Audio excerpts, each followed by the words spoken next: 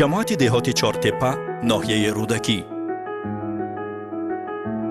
دهه آچمیلی جایی که به عنوان محله عینی نام برآورده است. مکانی که فوتبال ورزش همگانی و دوست داشتنی است. اینجا 14 آگوست سال 1975 پسر بچه‌ای به دنیا آمده است که در آینده تقدیرش با فوتبال پیوند ناگسستنی پیدا می کند. این پسر بچه سهراب حمیدوف است که در زمان کودکی این پیراه را همه روزه طی می کرد تا به مشغولیت دوست داشته خود سرگرم باشد. در میدان آرزوی نه هر کسی عملی می شود، اما قهرمان این داستان در آینده به ستاره درخشان فوتبال تاجیک تبدیل شد. وقتی که 6-7 ساله بودیم فوتبال بازی را در همین میدان بازی میکردیم، یاد گرفتگی بودیم. در وقتی که در چنین میدان‌های ناهموار فوتبال بازی را یاد میگیری، در میدان‌های زیبا و خوشرو بازی کردن خیلی آسان میشد. وقتی که خردسال بودیم اینجا بگاه روزی تمام مردم دهه جمع شدن فوتبال بازی میکردن. با ما خردسالان جای هم نمیشد و ما از اینجا میرفتیم در آنجا میدانچه بسکتبال، چنانه که میبینه میدانچه بسکتبال بود، در همونجا فوتبال بازی میکردیم. بین ستومای بسکتبال همین مسافه که بود در همون بسیار گل میزدیم. گلزنی رو در همونجا آموختیم و بعد با فکرم که آسان‌تر شد در دروازه‌های کلان گل زدن. وقتی که سهراب جان 4-5 ساله شد همه توپ بسیار ناز میدید. فقط خیالش بگه توپ بازی کند. فقط به خاطرم هست که پاچه چپش کردیم همه توپ بازی میکرد، در حولی بازی میکرد. آهسته آهسته کلان که شد، مکتب که رفت شد، باز همین توپ را بسیار ناز میدید. همین استادیون مکتب رفته فقط بازی میکرد. فقط بازی میکرد. بعد می آمد مکتب خان شد. پدرش جنگ میکردن که بیا درسات تیار کن. از استادیون گرفته می آوردن. همین روز به روز شوق و هوسش نسبت به فوتبال بسیارتر شد. بعضی وقت ما مانع می شدیم که تو درس تیار کن و یگان دانشگاه به داخل شو و علم و ادب یادگیری میگفتیم که نمیدیدیم که همین فوتبال با شوق و هوسش بسیار شد. بعد دیگر مانع نمی شدیم. بعد دیگر آهسته آهسته همین خیلی بازی کرد. فوتبال های کلان با رفت استادیون های فرونزه با رفت مشق میکرد که من فوتبال باز میشم گفتم. از همان خوردی او دقتی بازیگران و مردمان ده را به خود جلب میکرد، زیرا خصلت‌های خاصی داشت که در نورسیش او را زبان زدی عموم کرده بود.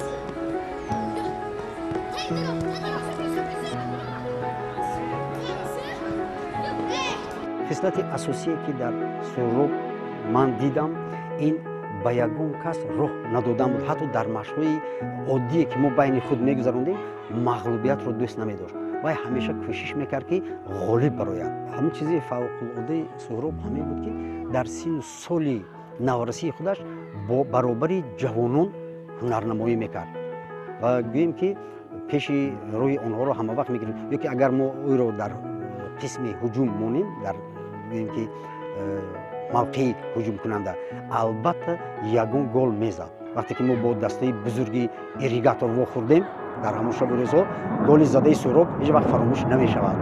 همچون جوانترین گوییم وای بازیگری دسته عینی بود.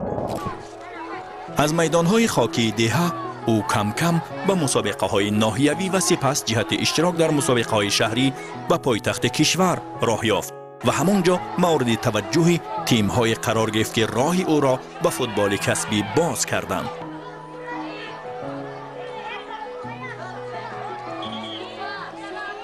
سال 92 همون سال تصفیه دادم به دسته ستاره 2 که در چمپیونات شهر دوشنبه بازی میکردم.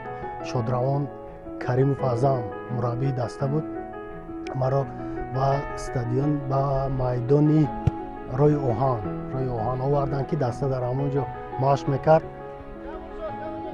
بعد به من ژیلتکا دادن و گفتن درو ما تو رو میبینیم، از سنجش میگذارونیم.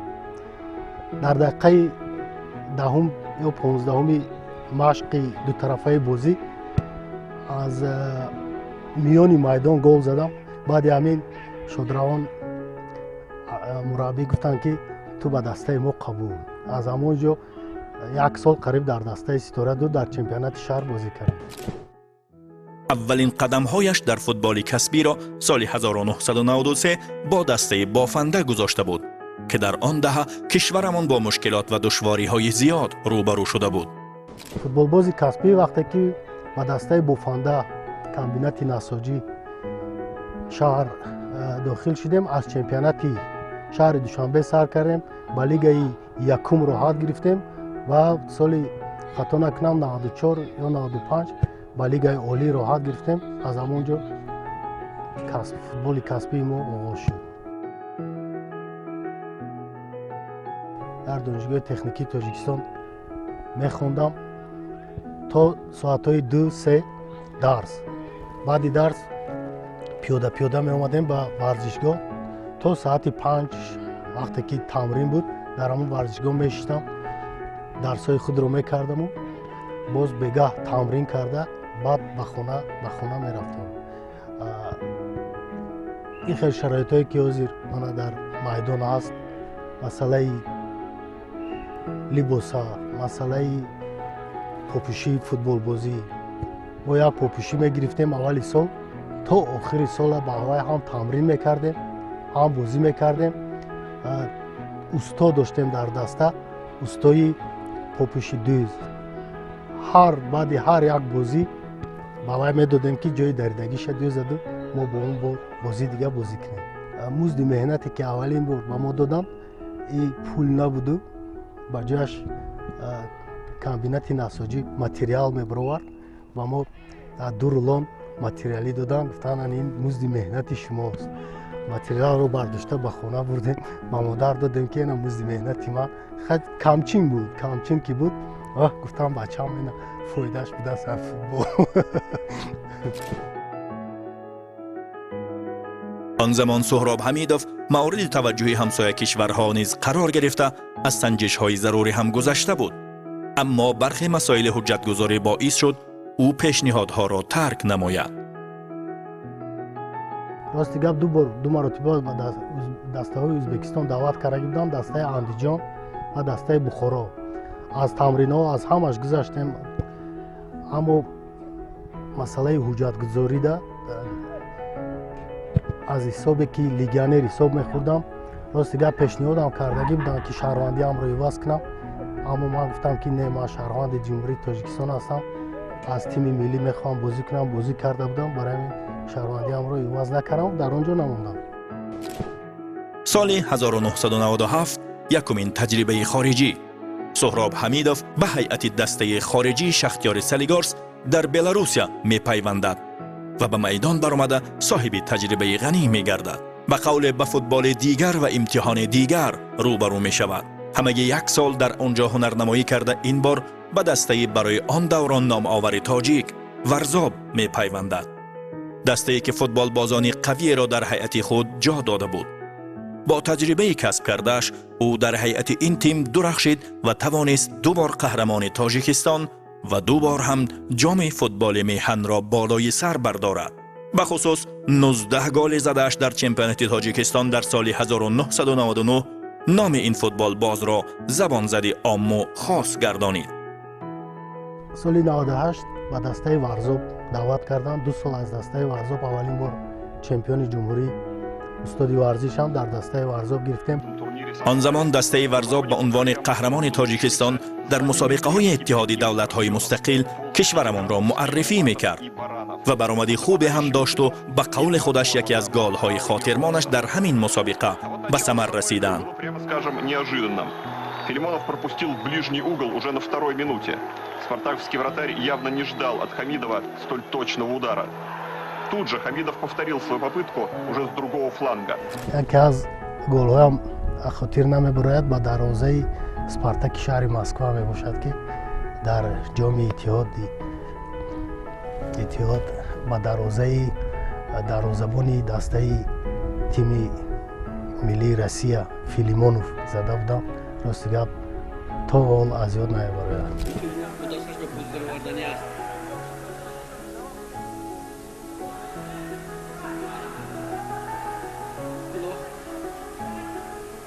همین ورزشکاران از طرف گل در مرکز سهراب حمیدوف ضربه سخت و گل. مخلصان ما هم هنرنمایی فوتبالبازان تاجیک باعث گردید او همراه با دو هم میهن خود رستم خواجیف و اهلیدین توردیف دوباره سال 2000 به هیئت شختیار سالیگورسک بلاروس دعوت شوند. سهراب حمیدوف اساساً در خط حمله و در فکر گل زدن بود. وقتی که ما در مسکو در جام چمپیونای اتحاد بازی کردیم، نماینده‌های دسته اومده ما رو در همان جا دیدن و بعد از بازی ما و رستم خواجیف رو به دسته شختیار دعوت کردند.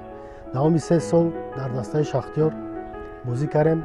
دسته خیلی دسته خوب بود. زینه‌های 4م، 5م، سال 2002 باشد زینه 3م هم اشغال کرده بودیم.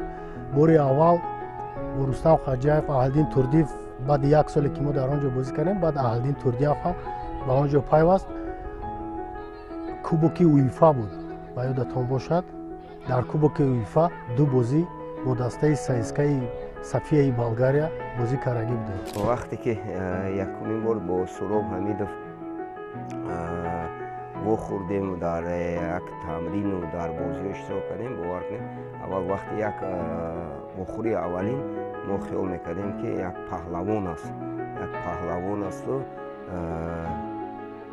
ممکن از پهلوانی به فوتبال گشت آمد، لیکن بعد از اون که با اون همکاری کردیم، در مسابقه اشتراک کردیم، در تمرین اشتراک کردیم و همچون در مهمانخانه در یک حجره بودیم با سهراب حمیدوف. بعد از اون میفهمیم آدم رو و هم بعد فهمیدیم که یک فوتبالبازی بهترین جمهوری است و آدمی بهترین است. باور کنید اون سواد، اون علم، اون تربیه‌ای که دارد یک چیزی که بسیار وقت اون چیزا رو فوتبالباز ورزشگر ندارد. البته این گمان رستم خواجیف بی اساس هم نبود، زیرا سهراب حمیدوف به دیگر رشته‌های ورزشی نیز زمان مشغول بوده است. در صنف 6 یا 7 ما هم در مکتب با گشتینگ مشق میکردیم. تا وزن 32 و وزن 36 کیلو در چمپیونات جمهوری اشتراک کردم. اما سالهایی که گشتینگ مشق میکردم در نوروزی ها، در گشتینگ های نوروز هم در نوروزی همون محل خودمان چند مرتبه اشتراک کردگی بودم. غالب هم آمدگی بودم. 1 سومون تحفه بود، 1 سومونی 5 کسی زده بودم، 5 سومون گرفته بودم. یکی فوتبال که بسیارتر به قلب ما جای یافت، برای همین از پشت فوتبال رفتیم. سهراب حمیدوف در حمله از هیچ کس و هیچ چیز هراس نداشت و همین چیز باعث هنگامه هم در فوتبال بلاروس گردید. یک حادثه فوتبالی با سهراب حمیدوف و اهلیدین توردیف در دسته شختیار سالیگورسک بازی میکردیم با نیومن گرودنی چمپیونات بلاروس. در همونجا یک بازیگر بود، حمایتگر داشت. راستی گپ همین خیلی حمایتگری که با تمامی هجوم کننده ها فشار می آورده است. وی هم رنگ همین سهراب یک پهلوان بود، وی دفاعگر بود، سهراب حمله‌گر. در همون بازی 2-3 حالت با او برخورد شدیم. 2-3 مرتبه به طرف ما زوری هم کرد و ما خواستیم که در اون حالت آرام کنیم این بازیگر را، چی سهراب رو چی وی بازیگر بلاروس رو. وقتی که دیدم که دیگر طاقت نیست، من با او فشار آوردم. اما دو هم دسته من، اهلیدین توردیف و رستم خواجیف، همین خیلی چشپیش کردیم که همون بازیگر رو از همون میدان برآوردیم. تمام مخلصان ما رو دستگیری کردن و بعد همین راستی گپ در دسته ما رو با بیشتر حرمت میکردن. چون که ما فهمیدیم بعد از بازی اون بازیگر همین خیلی بازیگر بود است که در همون بلاروس از او همه میترسید و یگان کس حرکتی نمیکرد که با طرف اون یک بد نگاه کند یا یگان رفتاری بد کند. اما با این همه سهراب حمیدوف که تربیت دیده عائله آموزگار و در محیط آموزگاری عمر به سر برده است، مورد احترام خاصی همه اطرافیان باقی مانده است. سهراب حمیدوف یکی از одами беҳтарин варзишгар не яке аз одами беҳтарин бовар интизом ҳамаи тараф одоб ва чунки мо мегӯем варзишгар ҳамавақт бояд интизоми ҳам дар майдон ҳам аз майдон берун дошта бошад. падару модараш муаллима буданд муаллим ва маълум буд ки чӣ қадр тарбия гуфторуш рафторуш маълуме ки одобуш маълуме ки таълиму тарбия дидагие. мо бародар будем барои аввай мо худро аз ҳамин ҷо тайёр карда будем барои мо дар ғарибӣ ҳамчун бародар будем якдигарро дастгирӣ мекардем ҳамвақт дар кӯмаки якдигар будем чӣ дар даруни майдон чӣ берун аз майдон мо ҳамвақт якдигарро дастгирӣ мекардем. албатта Суҳроб Ҳамидов як сол дар Қазоқистон низ дар ҳайати тими Экибастузец бозӣ кардааст ва он ҷо ҳам хатти дифои тимҳои Қазоқро ба даҳшат меафканад. вақте ки дар чемпионати Қазоқистон бо Суроб бозӣ мекардем ва дефогаро ба ман дар тамрин мегуфтанд ки ҳамин Суроб Ҳамидов пешам ҳамин хел мекард. Ман гуфтам чӣ хел пеш мекард? вақте ки Суроб Ҳамидов дар тамрин вақте ай пушти дефогар медавид дефогар яхе вақт тупро намедошт ба як зарба пас медод ё мебировард аз майдон баъд мураббӣ ба оно дод мезад ки мегуфт чӣ ба тупа бироварди идора кун тупро пасте баъд бозингаро ба мо меомаданд мегуфтанд вақте ки Суроб Ҳамидов аз пушти мо медавад ҳамин хел нафаскашиш ҳамин хел баланд аст ки мо метарсидем ва дар он ҷо Суроб Ҳамидро Тайсон мегуфтанд. ҳамчун ҳамлагар бисёр фишори хуб меовард ба дифои ҳариф ва вақте ки як чӣ дорад ҳамин Суроб Ҳамидов вақте ки як медава аз дурун шояд нафаси баланд мебурояд. ҳамин дар тамринҳо дар вай чизо ба мо мегуфтем ки ҳамин бозида ҳамин овози ту ҳам хеле ҳамин нафаси ту ҳам хеле мегуфт гуфтам барои аввай ту ҳамин вақте медавӣ дифогарои ҳариф мегирем як нафаси ҳамхел мекашид ки ҳамин меги ягон дар пуштуд ягон фила ягон каса нафаси баланд мекашид. соли 2004 соли бобароре барои ин ҳамнагари тавонои тоҷик буд, зеро ӯ ба ҳайати дастаи Регар Тадаз даъват шуд. яке аз нишонзанҳои беҳтарини чемпионати мамлакатамон буд ва дастовардҳои беш аз пешро ноил гардид. дар нади дастаам вазифа гузошта буданд ки бояд даста қаҳрамон шавад. дар хатти ҳуҷуми дастаи мо як бозигари хеле ба маҳорат як бозигаре ки дар хатти ҳуҷум бояд бозигаре пайдо мекардем ки ҳама вақт бигем ки ҳуҷумҳои моро бо гол анҷом медод. ин ҳамчун сармураббӣ барои ман Суроб Ҳамидов буд ки дар давлати Беларусия бозӣ мекард ва мо Суробро ҳам ба даста даъват кардем. ва ин ҳоло Суҳроб Ҳамидов омодааст ки ҷаримаи 11 метраро ба нишон расонад. Асриддин Ҳабиблоев капитани дастаи бахши шаҳри Фурғонтепа ҳунару маҳорати болои ӯ метавонад ки дастаро ҳимоя намояд. Зарба бале Суҳроб Ҳамидов гол. Офарин. Суроб бозингаре буд ки бо чап рост зарба мезад ва умуман голам мезад. бисёр голҳою фарқият надошт бо чап ё зарба мезад ё бо рост. умуман имрӯз дар футболи мо чунин ҳуҷумкунандо бигем нес хато намекунем. ӯ он сол беҳтарин мавсимро дошт, зеро дар чемпионат 33 гол заду беҳтарин нишонзани кишвар гашт. дар анҷоми мавсим бошад унвони қаҳрамонии навбатӣ дар чемпионати Тоҷикистонро ба даст оварда, ҳамчунин соҳиби ҷоми Тоҷикистон низ гардид. вохӯрии финалӣ барои ҷоми ҷумҳуриямон ба анҷом мерасад ва дастаи Регари Тадаз бо ҳисоби 4-2 дар ҷамъи вохӯрӣ бале ғолиб омад. 11 метра пирӯзиро ба даст овард ва дафъаи саввум сазовори ҷоми ҷумҳурии Тоҷикистон гардид. соли аввал вақте ки дар дастаи Регар 2004 сол будам бо задани 33 гол зинаи аввалро ишғол кардам. нишонзани беҳтарин аввалин бор дар ҳамонҷо шуда будам. бори дуюм дар дастаи Хима вақте ки охирон давр буд ҳуҷумкунандаи беҳтарин бо 20 гол буд. ман 16 гол доштам. бозии охирони мо дар ноҳияи 5 бо дастаи Сарой Камар буд, дастаи Хима. мо ба бозӣ рафтем ва пешаи бозӣ бачаҳо ҳама шӯхӣ мекарданд ки ая ғайрат кун, 5 тӯб зада наметунӣ, 5 тӯб зада наметунӣ. бо ҳамин шӯхӣ ما با بازی برآمدیم. وقتی که بچه‌ها توپ رو با ما هوا میدادن، ضربه یکم گل، ضربه دوم گل، در آن بازی ما 5 توپ به هدف رسوندم و با 21 گل هجوم کننده بهتری شدم از هجوم کننده که با 20 گل بود. و در آن دور در آن بازی گل زدن نتونست، ما 21 توپ شد و دوم بار هجوم کننده شدم.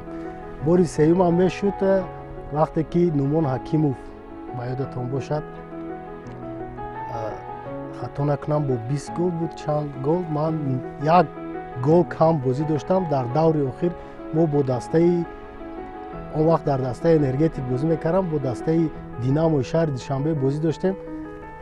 یک توپ به من نمیرسید. در آن بازی در دقیقه اخیران جریمه 11 متره تعیین کردم و نزد جریمه 11 متره اومدم، گفتم موزی میزنیم با نومان یک خیل میشیم و باش نشانزنی بهترین میشیم. اما همین فکر البته با من فشار آورد، جریمه 11 متره رو زدن نتونستم، دروازه‌بان برگردم و با یک گل از نومان حکیموف عقب موندم. در چمپیونات تاجیکستان سالهایی که سهراب حمیدов بازی میکرد 10 دسته تخمینا 10 دسته اشتراک میکنند. 10 دسته کمش 2 حمله‌گر دارد در دستش، میشود 20 حمله‌گر. 20 حمله‌گر، لیکن هر سال سهراب حمیدов یکم میشد یا دوم میشد، نمیدونم یا سوم میشد، نه که فقط در پیش صف گلزنای جمهوری هست بود. برای همین این یک چون پیش میگفتن گلیادور، این در فوتبال گلیادور بازیگر کمبودی نداشت، چی با پای چپ، چی با پای راست، چی با سر. سالهای 1996 تا 2004 سهراب فوتبال تاجیک در هیئت منتخب تاجیکستان معرفگر ملت در عرصه بین المللی بود. بار اول وقتی که سال 96 مرا به تیم ملی تاجیکستان دعوت کردن، در من همین ورزشگاه در حضور 22,000 آدم، راستی گفت وقتی که از مهمانخانه سر شد، وقتی که هیئت دسته را مربی خواند، راستی من باوری نداشتم که من در آن هیئت با میدان ببرایم، برای که در هیئت خیلی بازیگران پرتجربه که در خارج کشور بازی میکردن بودند و من که از دسته بوفانده شهر دوشنبه به این دسته دعوت شده، وقتی که مربی نام مرا خواند، راستی گفت خودم رو گم کردم در راه تا با ورزشگاه اومدم. و وقتی که بازی پیش از بازی سرود ملی جمهوری همون صدا داد، راستی گفت اشکهایم ریخت که در حضور این قدر آدم باری اول من پیراهن تیم ملی را بدل کردم. در هر صورت او توانست در 14 بازی به میدان برآمده‌اش در هیئت منتخب کشور به زدن 5 گل و چندین ارسال‌های گل‌آور دست یابد. طلبات بسیارتر است که ما جمهوری خود را در عرصه بین المللی معرفی میکنیم. خصلت بهترین سهراب که سالهای سال به او کمک میرساند و اون کمبودی‌های او را پس سر میکرد، این اون بود که او همیشه توجه به ضربه زدن به دروازه داشت. وقتی که از قفای بازیگران خط حمایه میدوید، او پوف پوف کرده میدوید مانند پرواز. برای همین به خاطر من همین خصلتی او مانده بود که او هیچگاه گویم که تسلیم نمیشد. البته راه طی نموده سهراب حمیدов چندان هموار نبود، زیرا 3 بار از ناحیه زانو جراحی شده و در سالهای اخیر در دسته‌های خیمه و چند دسته دیگر فعالیت نمود. اما نهایتاً روز فرا رسید که سهراب فوتبال تاجیک دوست داشته ترین مشغولیت خود، یعنی فوتبال کسبی را ترک نماید.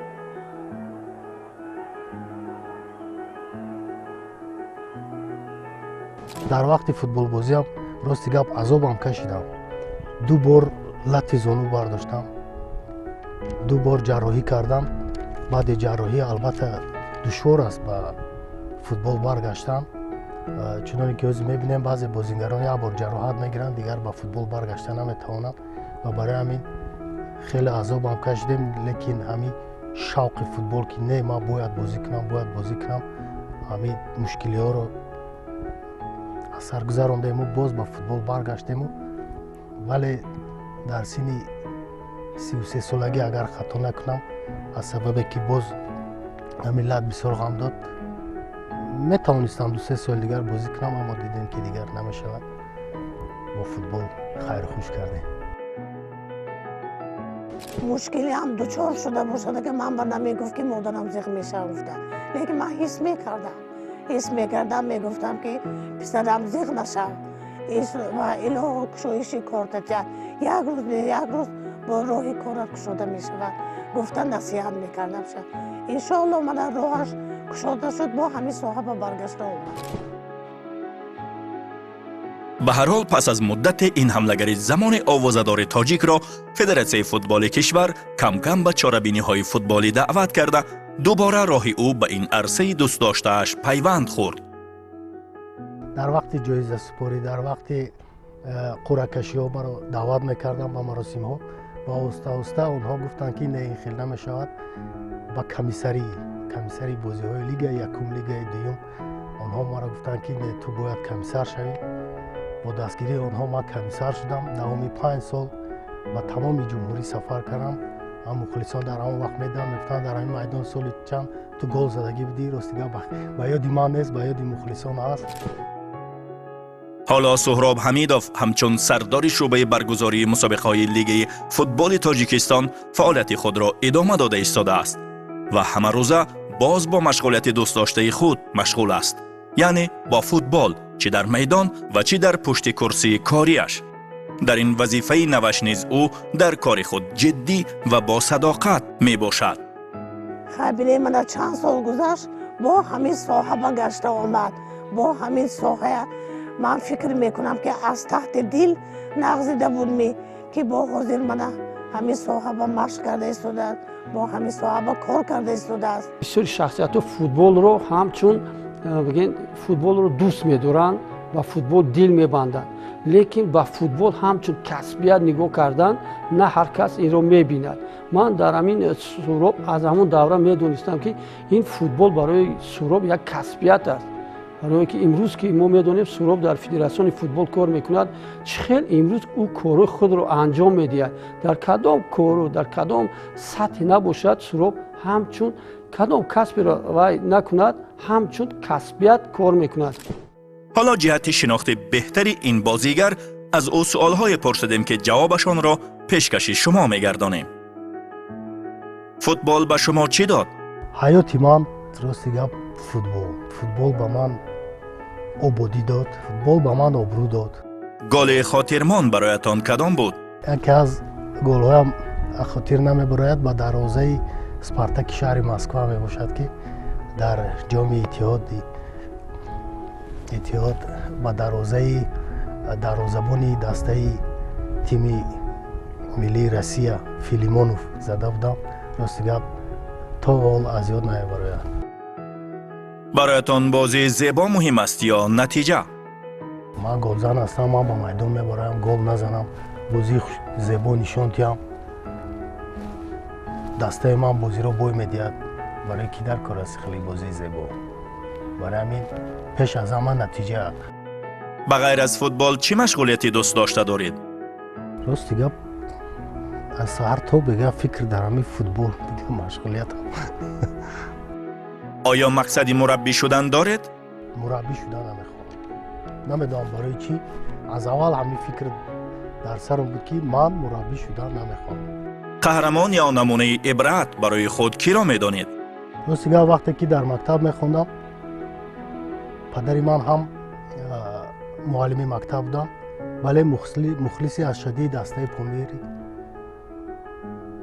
بودند و اون وقتا ابانمی بود برای با بازی ها وارد شدن.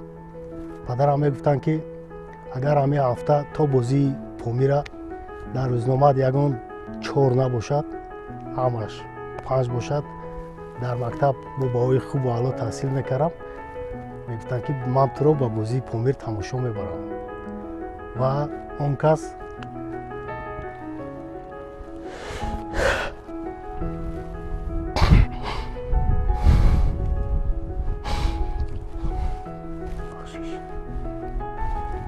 سببگوری اساسی پدرم گویم هم خطا نمیکنه.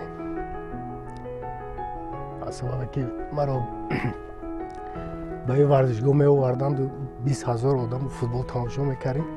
در دل حواس پیدا میشد که من میخواهم که با مانند آنها فوتبال باشم، در این میدان بازی کنم. آرزویت دارد که تاکنون عملی نشده باشد؟ سال آخر چقدر که ما دیدیم دسته ازبکستان به چمپیونات جهان راه یافت و البته این آرزوی دیرینه من است. به فکرم که نه آرزوی تنها من و تمام تاجیکستانی‌ها است که دسته تیم ملی را یک بار در بازی‌های جام جهان بینیم. به بازیگران نورس و جوان چی توصیه می‌دهید؟ تمرین، تمرین، تمرین. سهراب حمیدوف در برابر فوتبال باز و حمله‌گر توانای فوتبال تاجیک بودنش همچنین 2 دیپلم، یکی از دانشگاه تکنیکی و دیگری از دانشکده تربیت جسمانی به نام سید مومن رحیموف را دارد. ولی با وجود 2 دیپلم عالی او همچنان محبتش به فوتبال زیاد بوده، عمر خود را تاکنون صرف این مشغولیت دوست داشته‌اش نموده است و می‌خواهد فوتبال تاجیک با موفقیت‌های بزرگ نائل شود. در وقتش زیرمون نرسید، ما نتوانستیم. اون وقت طلبات هم دیگه بود، راحت هم کمتر بود. حاضر راحت از آسیا بسیارتر شدگی است و باوری داریم که سالهای نزدیک تیم ملی ما با چمپیونات جهان را می آورد. ما بازی تیم ملی همون را در میدان ها در بازی جام جهان تماشا میکنیم. دودک بود، از همه فقط توپ در دستش بود. از همه استادیوم می آمد که پدرش جنگ میکردن، میگفتن که بس کن، از همه و توپ چی بهره میگیری، درسات تیار کن میگفتن. جنگ میکردن شکی با جنگ میکردن با من میگفتن که جنگ نکنید، خواهد همین توپ نظم میبینید، میبینید که یکو وقت فوتبالیستی مشهور شده میرود. مربیان و همدسته‌ها و نزدیکانی که در کنار او بودند همگی از خصلت‌های والای انسانی و خصوصیت‌های بازیگریش میگویند و او را نمونه عبرت برای نسل نوی فوتبال بازان میدانند. بسیار بازیگری خوب بود، بازیگری فعال بود، تکنیکای خوب داشت، حسیات گلزنی بلند داشت. دوست داشتن بازی، دوست داشتن فوتبال و دوست داشتن گلزنی. یعنی خیلی دوست داشتن گلزنیش از اون کنده نمیشه. تو حاضر اگر با سابقه دارا فوتبال بازی کنیم حرکت میکند، گل زند. چون که بازی با دسته روسیه سابقه داره روسیه بازی کردیم، در همون جا تو یک گل نزد از میدان رفت. حساب 2-1 سهراب حمیدوف که تا این لحظه او رو ما کمتر دیدیم، حالا با سر توپ را با درون دروازه روان میکند. خورشید محمودوف هم به میدان برآمده است. سهراب شخصیتی است که همه وقت برای غلبه، همه وقت برای نتیجه بازی میکرد. با میدان فقط برای نتیجه میبرد، برای که بسیاری بازیگرانی هستند که برای مخلصان بازی میکنند، برای پیش از همه برای خود ایشانتی هم دارن. بسیاری بازیگرانی که در خط هجوم بازی میکنند نه اونقدر یک چیز رو حس میکردن، مسئولیت رو. لیکن سهراب شخصی است که مسئولیت رو خیلی بلند میبوند. پیش از همه برای او نتیجه از همه ضرور است. سهراب اون نتیجه‌ای که به دست آورد با مهنت و با کوشش و با حرکت‌های خود به دست آورد. این دلالت از اون است که او پروفسیونال است و همیشه پروفسیونال میماند.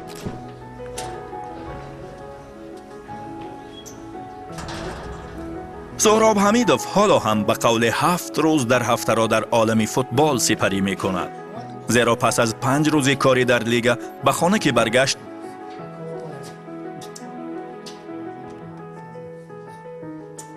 باز موضوع فوتبال است و صحبت گاه سر یک پیاله چای و گاه سر میدانهای ورزشی دیها سپری می شود.